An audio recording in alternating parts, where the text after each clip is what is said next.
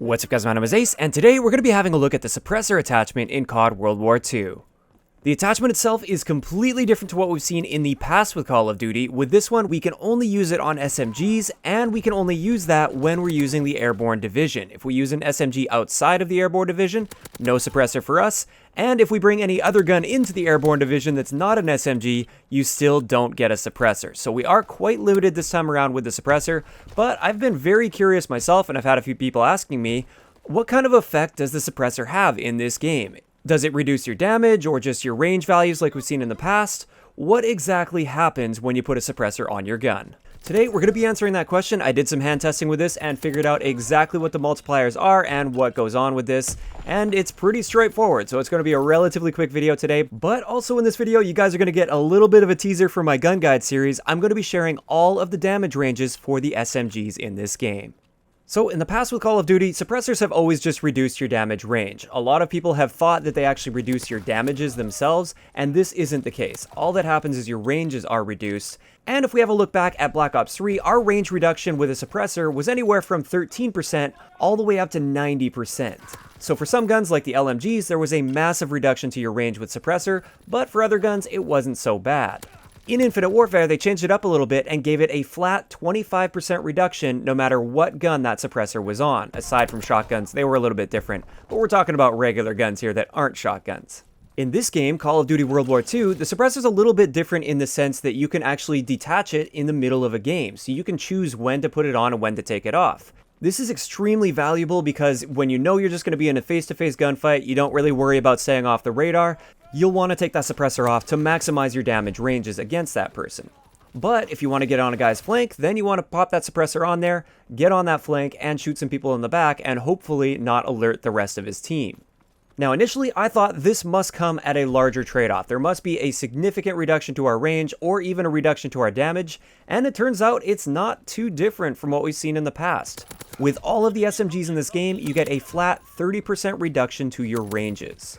This is a pretty reasonable reduction to our ranges. It's definitely noticeable. You're definitely going to run into situations where you realize it's going to take you one extra shot to kill, but it's not to the point where it's going to always take you that one extra shot to kill. It's not completely destroying your ranges, and it's not actually changing your damage values. So just so we can picture exactly how this looks in game, here are our SMG ranges. As you can see here, a 3-shot kill range is going to be in green, 4-shot kill range is orange, 5-shot kill range is blue, and 6-shot kill range is red. None of the SMGs in this game are going to take more than 6 shots to get a kill.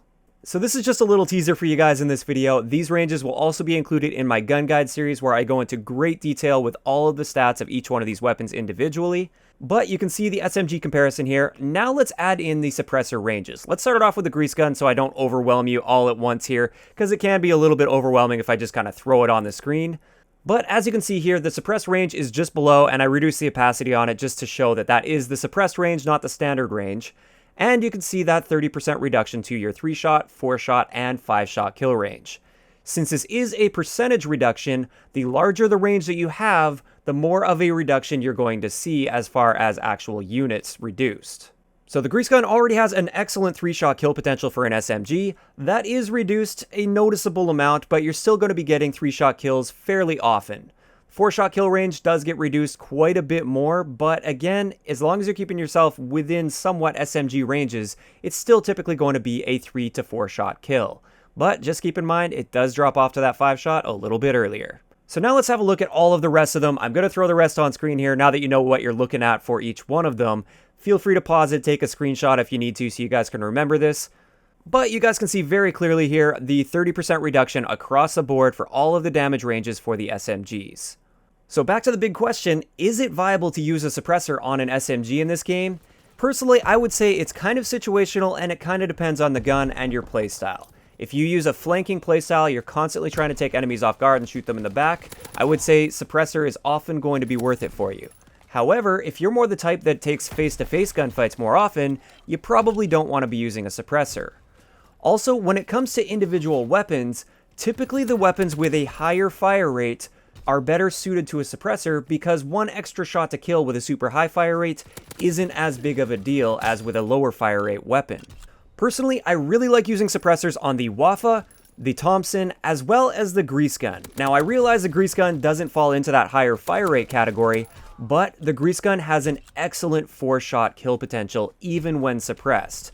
If we take another quick look at the chart here, as you can see, the suppressed 4-shot kill range of the grease gun is actually longer than the standard 4-shot kill range of all the other SMGs in the game.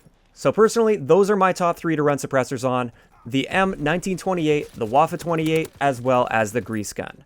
Now that's not to say that it's a terrible idea to use a suppressor on the PPSH, the Type 100, or the MP40.